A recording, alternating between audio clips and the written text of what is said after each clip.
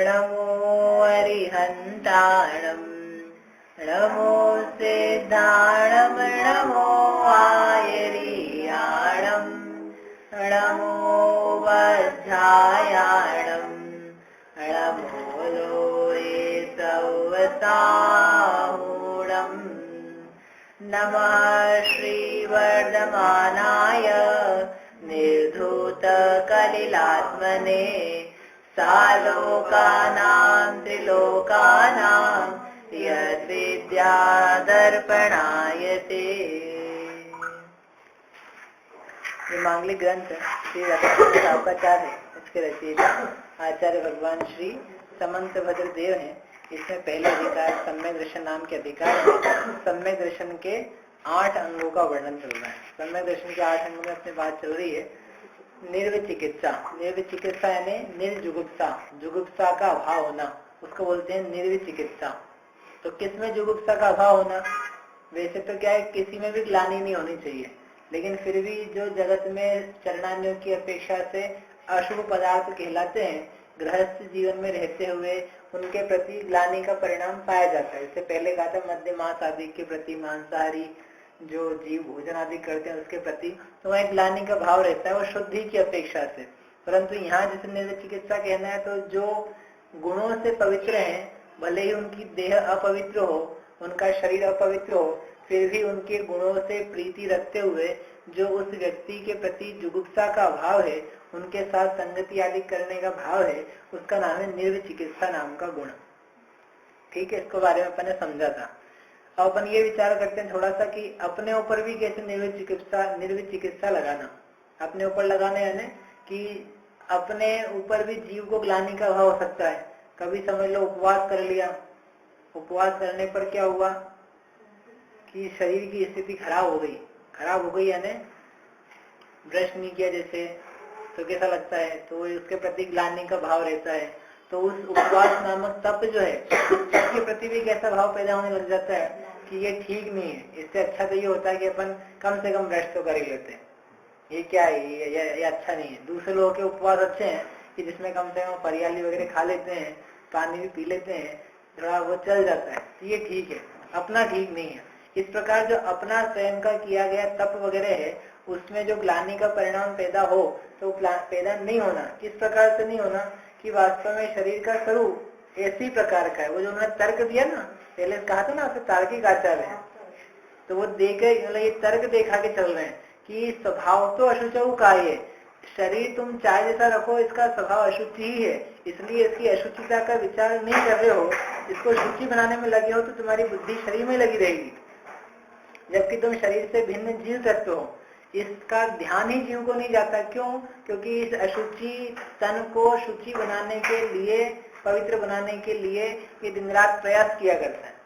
वो थोड़ा बहुत ठीक ठाक रहता है तो लगता है कि बढ़िया रहता है, जबकि ऐसा नहीं है। आपने यदि सोच धर्म का अर्घ पढ़ा होगा तो उसमें दिया है बहुदेह मेली, उसके ऊपर है ऊपर अमल मल भर्यो भीतर कौन विधि घट शुचि कहे, बहुदेह मेली सुगुण थैली शौच गुण साधुल है। क्या अर्थ है इसका? ऊपर अमल मल भर्यो भीतर कौन विधि घट शुचि कहे। घट यानी था घड़ा, एक घड़ा है, ऊपर अमल, ऊपर यानी वो जो बाहर का हिस्सा वो कैसा है, साफ सुथरा। मल भरियो भीतर, लेकिन उसके घड़े के भीतर क्या भरा है? मल, गंदगी, मूत्र, नाना अशुचि पदार्थ, पीप आदि दुनिया भर का गंदा सामान भरा है। तो उस घड़े को शुचि कहेंगे कि अशुचि कहेंगे? ऊपर से तो उसके ऊपर समझ लो स्वस्तिक मंडा है अपने चंदन से बढ़िया, और अच्छे केसरिया रंग का है, तो क्या कहना उसको? शुचि कहना कि अशुचि कहना?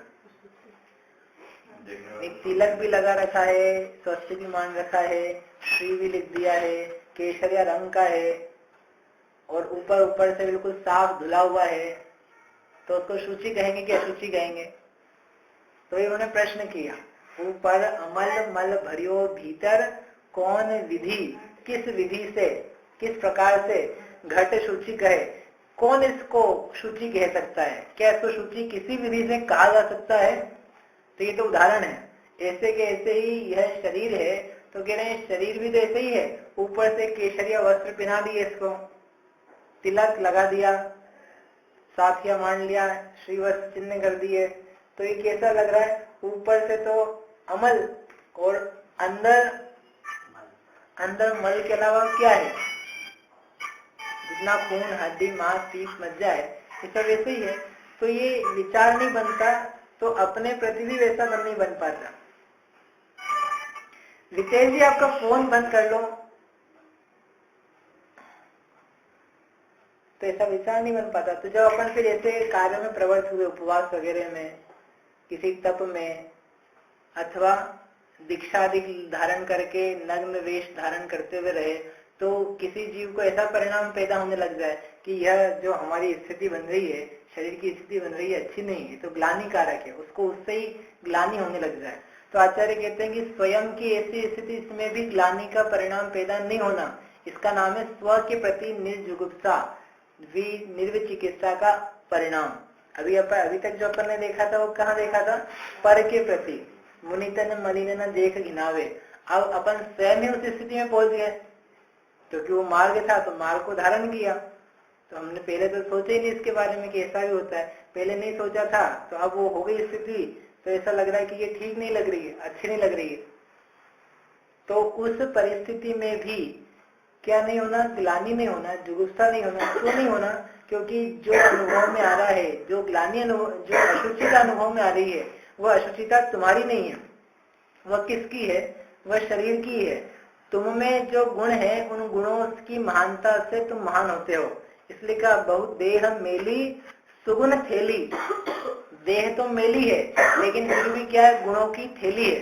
गुणों की थैली है ना? गुणों की थैली से क्या मतलब है? इसमें कौन से गुण भरे हैं? जैसे थैली है, थैली में गुण यानी समझो फल वगैरह रखे अपन ने, तो थैली अलग है और फल अलग है। और थैली उनको कैरी करती है, उनके पास उसको मुंह करने में, ले जाने में सहयोग कराती है। ऐसे कैसे ये देह कैसी है? थैली के समान है। इस देह रूपी थैली में कौन रहता है? आत्मा रूपी फल यानी बढ़िया वस्तु। और ये देह एक स्थान से दूसरे स्थान पर ले जाने में कारण बनती है। तो थैली भले कदाचित अपवित्र हो, एक बार चल जाएगा, फिर उसमें रहने वाला फल धोया जा सकता है। गंदी थैली में भी यदि सोना रखा हो, तब भी वो सोने के भाव ही बिकेगा। स्वच्छ में हो तो तभी सोने के भाव बिकेगा। एक काली थैली में आप सोना ले जाओ बेचने के लिए, और एक सफेद थैली में ले जाओ, एक कपड़े की थैली में ले जाओ, एक सुंदर थैली में ले जाओ, एक गंदी थैली में ले जाओ सोना, स्वर्ण बेचने के लिए, किसका मूल्य ज्यादा मिलेगा? अच्छा, और एक बिल्कुल उज्जवल बिल्कुल धुली में कोयला भर के ले जाओ सोने की दुकान पे, तो क्या मिलेगा? है कोयला तो बिक जाएगा। तो सोना स्वर्ण का क्या करे? कोयला खरीद के तुम्हारा वो नहीं बिकेगा ना। यानी उज्जवल में कुछ मलिन भी हो, बेकार की चीज भी हो, तो भी काम की नहीं है। और मलिन कंटेनर में यदि शुद्ध वस्तु हो तो वह गिनी जाती है, मोल की है, मूल्यवान है। तो इसलिए उन्होंने कहा बहुत देह मेली, देह तो मेली है। इस प्रकार से ऐसा होने पर भी सुगुण थैली, तो कोई देह सुगुण की थैली नहीं है, इसमें रहने वाला ये आत्मा ये सुगुण की थैली है, इसमें गुण है। तो हे जीव, तू स्वयं गुणों की थैली है। थैली यानी गुणों का पिंड है, गुणों स्वरूपी है, तुझमें अपवित्रता नहीं है, ऐसा जान करके शोच गुण साधु लहे। साधु महाराज स्वयं में पवित्रता को प्राप्त करते हैं, पवित्र रहते हैं। देह की मलिनता को देख करके भी उनमें मलिनता पैदा नहीं होती। ये कितनी बड़ी बात है। यानी उनमें निर्विचिकित्सा नाम का गुण कितना कूट कूट के भरा है कि अपन तो देख करके ग्लानि करने की बात कर रहे थे कि देख रहे हैं व्यक्ति को ग्लानि हो रही है, उसको हटाओ, ग्लानि नहीं होनी चाहिए। ये तो उसी देह में रह रहे हैं, उसी में है, उस देह को जानते हैं। इस देह की दुर्गंध तुमको आए चाहे नहीं आए, उनको आज आती है। देह की मलिनता दिखती है। 3 दिन नहीं नहाओ तो कैसा लगेगा? वो 3 साल से नहीं नहाए हैं, जो 3 साल के दीक्षित है, मतलब ऐसा नहीं है 3 साल में मस्तकाभिषेक जैसा, मतलब जितने जिनकी दीक्षा हो गई है, ऐसा दीक्षा होने पर भी उनको 50 साल हो गए हम दीक्षा के, लेकिन ये नहीं लगता कि हम गंदे हैं। क्यों? क्योंकि हम महान है, ऐसा नहीं, हम मुनि हो गए।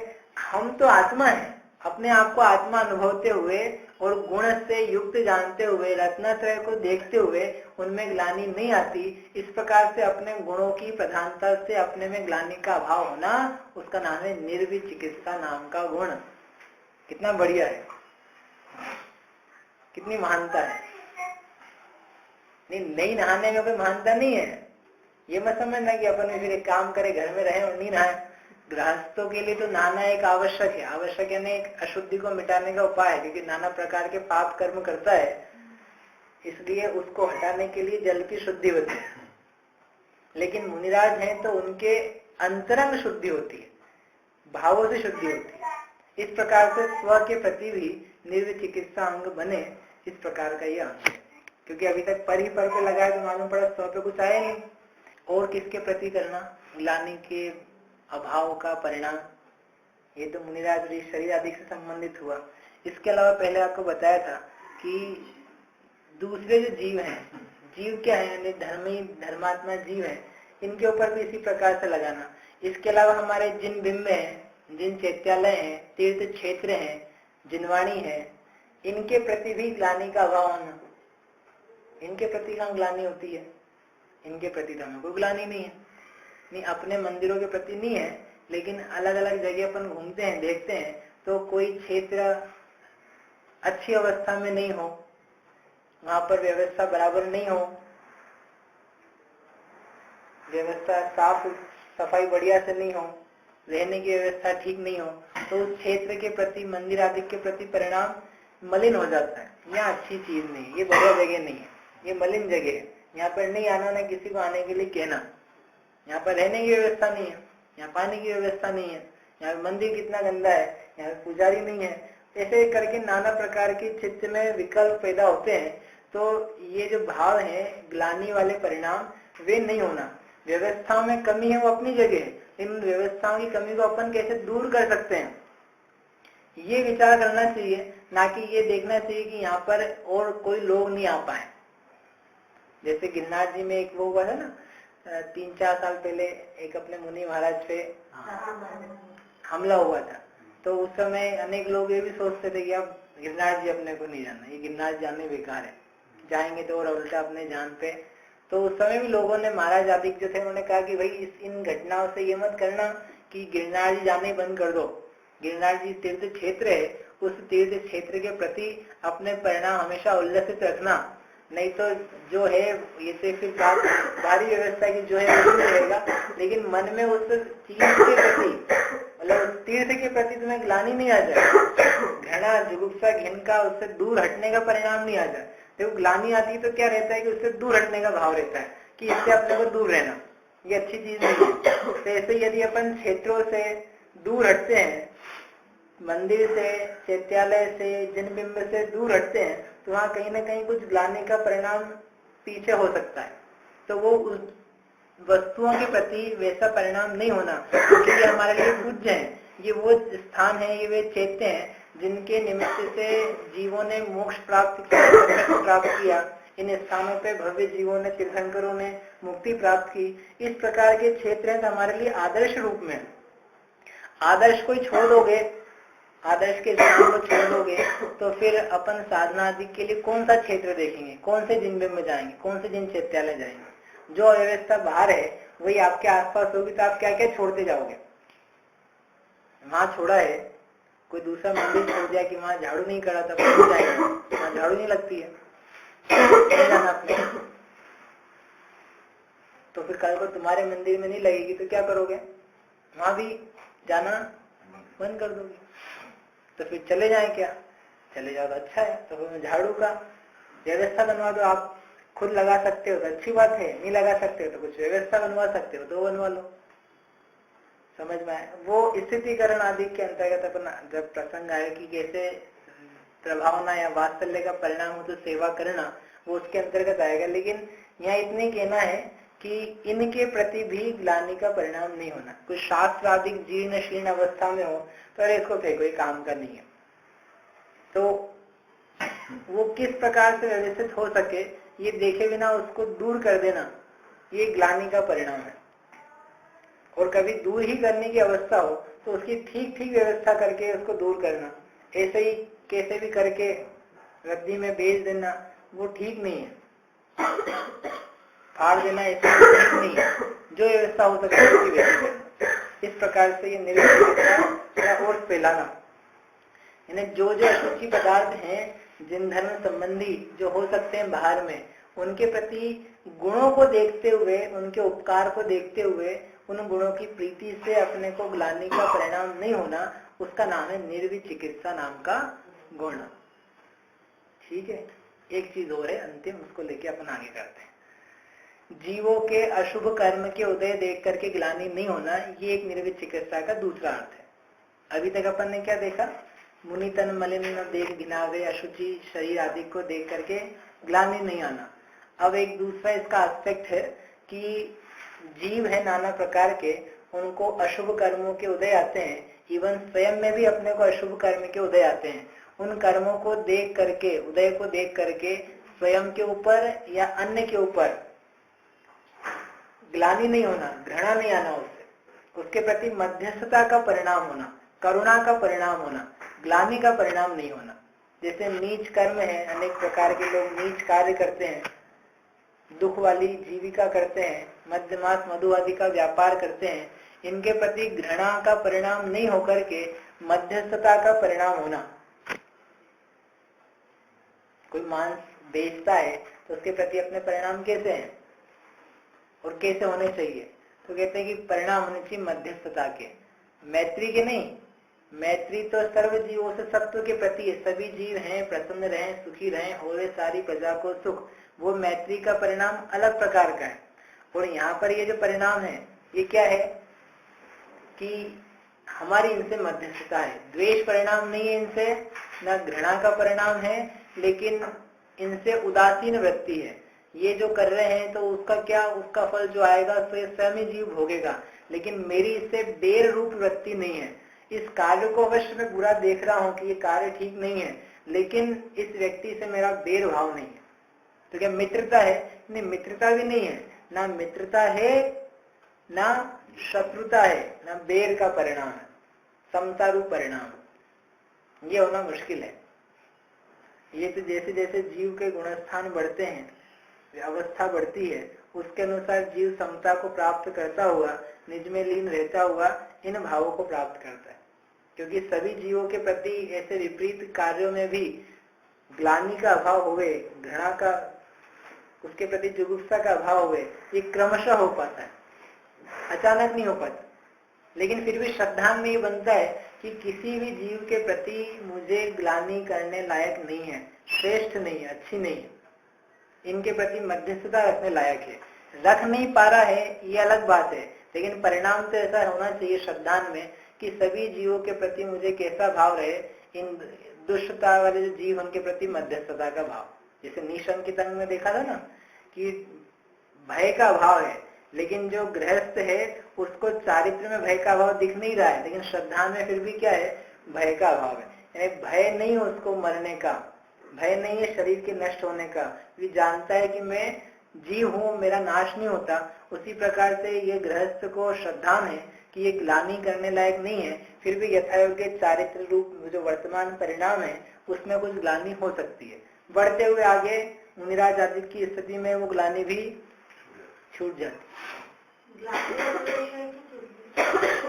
द्वेष के अंतर्गत ग्लानि, द्वेष तो बड़ी चीज है। द्वेष में क्रोध भी आता है, मान भी आता है, अरति भी आती है, शोक करना, भय करना, ये सब द्वेष है। और ग्लानि तो एक उसका सबसेट है। हाँ, पहले नहीं, ये उसका प्रकार है, द्वेष के ही प्रकार है ये अलग अलग। क्रोध करना भी द्वेष का प्रकार है, घमंड करना भी द्वेष का प्रकार है, अरति का परिणाम होना, वस्तुएं बुरी लगना, उनसे ग्लानि घृणा होना, ये सब द्वेष के प्रकार है।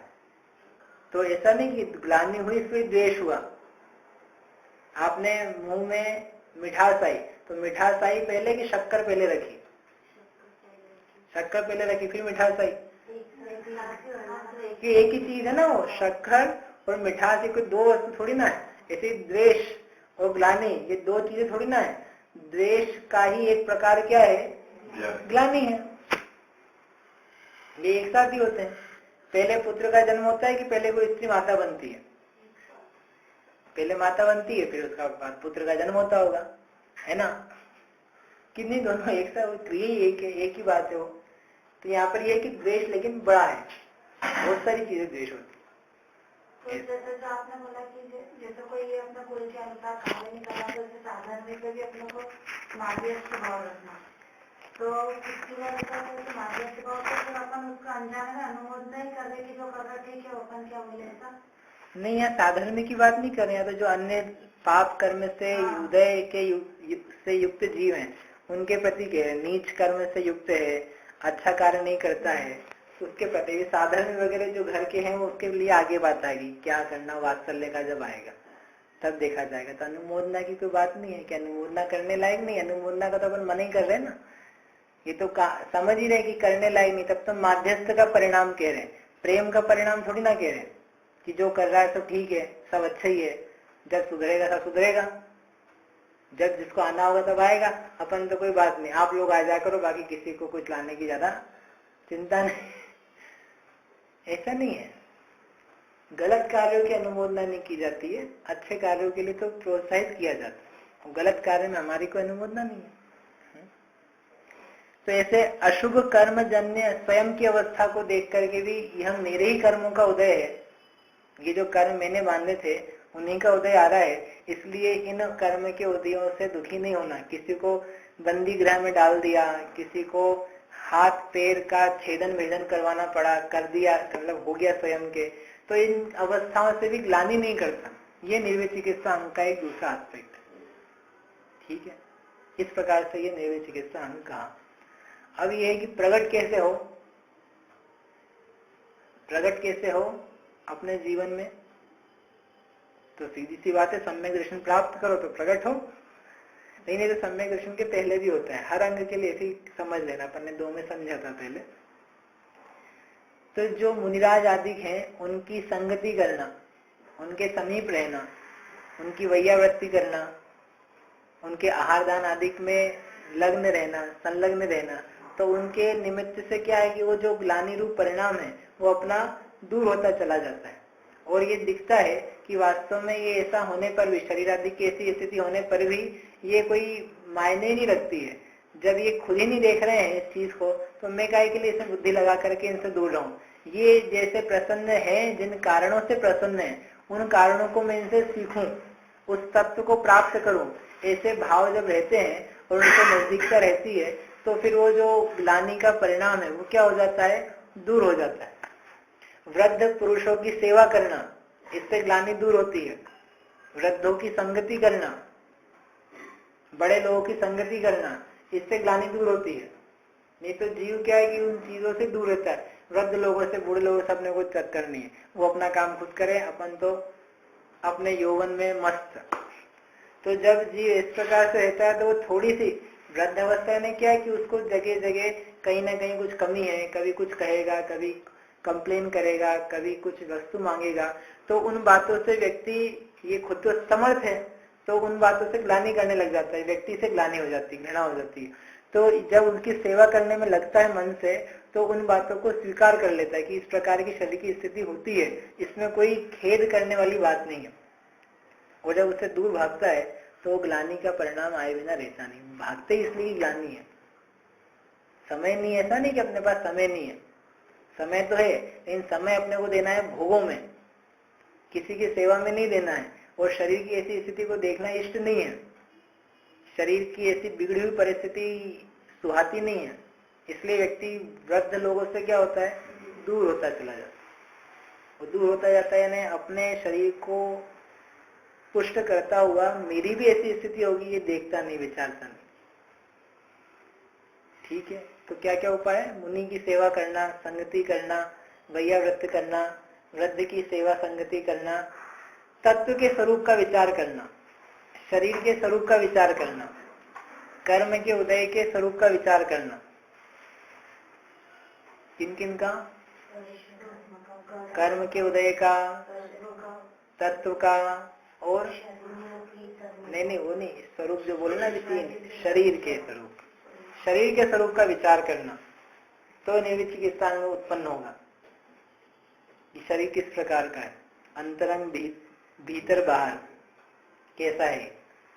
तत्व के स्वरूप का विचार करना कि तत्व ने जीव तत्व कैसा है, अजीव तत्व कैसा है, जीव किस प्रकार के गुणों वाला है, उससे भिन्न वस्तु किस प्रकार की है, मोक्ष मार्ग का स्वरूप क्या है, ठीक है। और कर्म के उदय का, कर्म नाना प्रकार का कैसा आता है, इसलिए जीव की नाना प्रकार की शरीर संबंधी परिस्थितियां बनती है, तो कर्म का उदय इस प्रकार के हैं। वो कब किसको उस प्रकार के उदय आ जाए कहना शक्य नहीं है, इसलिए इसका विचार करके जीव रहे तो उसको ग्लानि का फिर अभाव हो जाता है।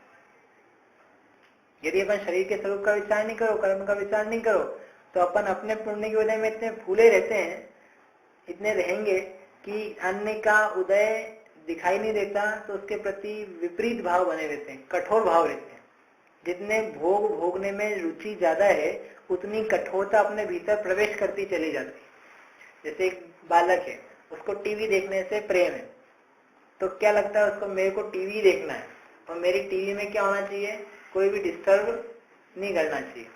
इस भोग में यदि किसी ने भी डिस्टर्ब किया, तो कोई भी व्यक्ति हो, वो तत्काल उसको चिल्लाता है, डांटता है, कुछ भी बोल देता है, रोना चिल्लाना, हाथ पैर पटकना सब करता है। तो ये कठोरता है ना उसकी, ये नहीं देख पा रहा है कि यहाँ पर अभी ये कार्य करना ठीक है कि गलत है।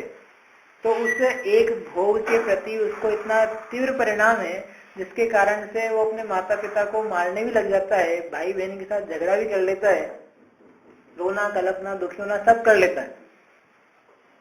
क्यों? एक भोग की आसक्ति से। तो जब एक भोग की आसक्ति इसी जीव को कड़क कर देती है, तो नाना प्रकार के भोग जब चाहता है, उसमें लीन रहता है, तो फिर जीव का परिणाम कितना कठोर हो जाएगा, आप इसका विचार करो। मतलब अपने वो जो कठोरता है या जो गुस्सा वगैरह आती है, वो किस लिए आती है? हमारे भोगों में विघ्न पड़ रहा है। मेरा जो भोग है ना, जो मैं चाहता हूँ कि देखना, खाना, पीना, सुनना, देखना, सूंघना, पहनना, ओढ़ना, इन सब में क्या कर रहे हो आप? विघ्न डाल रहे हो, तो उसका कठोरपना व्यक्त होता है। लेकिन जब कर्म के उदय का विचार करें कि ये सब पुण्य के उदय की सामग्री है, ये कब नष्ट हो, कब प्राप्त हो, इसमें कोई दम नहीं है। ठीक है, हम चाहते हैं भोगना, लेकिन यदि कोई विघ्न कर रहा है, कुछ और चाहता है, तो विचार करो कि अभी ये करना ठीक है, ये करना ठीक है। ऐसा विचार करे तो उसका जो कठोरता है वो क्या हो जाए, थोड़ी ढीली हो जाए। नहीं, भोग तो फिर भी भोग ही लेगा, जितने गृहस्थ हैं उनके भोग तो पाए जाते हैं, लेकिन जो एक कलुषता तीव्र है वो कम हो जाती है, तो ग्लानियां कम होने लग जाती। घृणा, क्रोध, चिड़चिड़ापन वो क्या हो जाता है, लो हो जाता है। हो जाए एकदम जीव डट जाए, नहीं मेरे को देख नहीं है, यही चैनल लगी, हाल ही क्रिकेट मैच देखूंगा ही, तो बस चालू फिर मैच नहीं, झगड़ा। ठीक, तो ये इतनी बातों का विचार, इतना कार्य, तो इससे क्या होगा, निर्विचिकित्सा अंग की उपलब्धि। लाभ क्या होगा? अब दो चीज और है, आप विचार कर लो, समय पूरा हो रहा है, क्योंकि कल से दूसरा अंग लेंगे।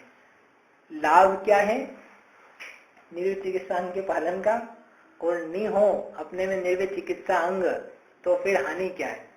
लाभ हानि का विचार ये आप करना। अंत में आपको ये करना है, अपन चर्चा आपको कल भी कहा था, एक एक अंग आपको देंगे, उसमें आपको लिख करके लाना रहेगा कि इस अंग का पालन नहीं हो, यदि ये अंग जीवन में नहीं हो तो हानि क्या होगी, और अब एक और आज आ गया कि इसका पालन करेंगे तो लाभ क्या होगा। एक लाभ तो सीधा सच्चा ये है कि सम्यक दर्शन बना रहेगा, सम्यक दर्शन पैदा होगा। और क्या लाभ होगा? जैसे ये निर्विचिकित्सा अंग है, तो सम्यक दर्शन होने पर मोक्ष मार्ग में प्रवृत्ति होगी, मुनियों से शिक्षा प्राप्त होगी, आहार दान आदि का लाभ हो पाएगा, वैयावृत्ति कर सकेंगे। नहीं तो वैयावृत्ति कैसे करेगा? मुनिराज के हाथ पैर दबाना हो कभी किसी प्रसंग में, तो ये तो उनके पास जाएगा ही नहीं, प्रवचन कैसे सुनेगा, आहार दान कैसे देगा, इनके साथ विहार कैसे करेगा? वो कोई भी क्रिया नहीं बन पाएगी। नहीं, मोक्ष मार्ग संबंधी जो शुभ वस्तुएं हैं उनका इसके जीवन में अभाव ही रहेगा। वो मोक्ष मार्ग में क्रियाएं किस किस प्रकार की होती है उसकी जानकारी भी नहीं हो पाएगी। मुनियों संबंधी जो चर्या है, मुनियों की चर्या, वो सीखी कहाँ से जाएगी? वो अकेले शास्त्र से नहीं सीखी जाती है। शास्त्र में लिखा है उतना ही नहीं होता है, जो उनकी एक प्रैक्टिकल एक्टिविटीज है वो देख करके समझ में आता है कि चर्या कैसी होती है। अब चर्या से ही जीव भाग जाए, मुनिराज से भाग जाए, तो चर्या कहाँ से सीखेगा? आहार कैसे लेना, ये ग्रंथ में नहीं लिखा है पूरा कि पहले क्या क्या होगा। वो तो देख देख करके समझ में आता है कि कैसे लिया जाता है, कैसे कैसे क्या कार्य किए जाते हैं। भक्तियां लिखी कि कौन सी भक्ति कब पढ़ी जाती है, लेकिन कैसे कैसे कब परिस्थितियां बनती है, क्या नियम आदि लेते हैं, आहार कैसे ग्रहण करना, कैसे छोड़ना, कब क्या करना, वो सब तो कब समझ में आता है? देख देख करके। और देखना बंद कर दे, मिलना बंद कर दे तो वो चीज नहीं आती। ये लाभ प्राप्त होता है कि मोक्ष मार्ग की चर्या हमारे जीवन में प्रकट होने की शिक्षा प्राप्त हो जाती है। हाँ, वो कर्म का उदय का विचार रहेगा तो संभाव की प्राप्ति होगी। ठीक है, बराबर। ऐसे हानियां विचारना कि नहीं होगा तो हानि क्या है, तो लाभ जो नहीं है वो तो है, उसके अलावा और क्या हानियां हो सकती है। कल से अपन करेंगे। ये निर्विचिकित्सा अंग पूरा हुआ, हमारे जीवन में पैदा हुए। अब आगे है चौथा अमूढ़ दृष्टि नाम का गुण। वह क्या है? अपन मंडे से करें। यहीं तक प्रश्न किसी?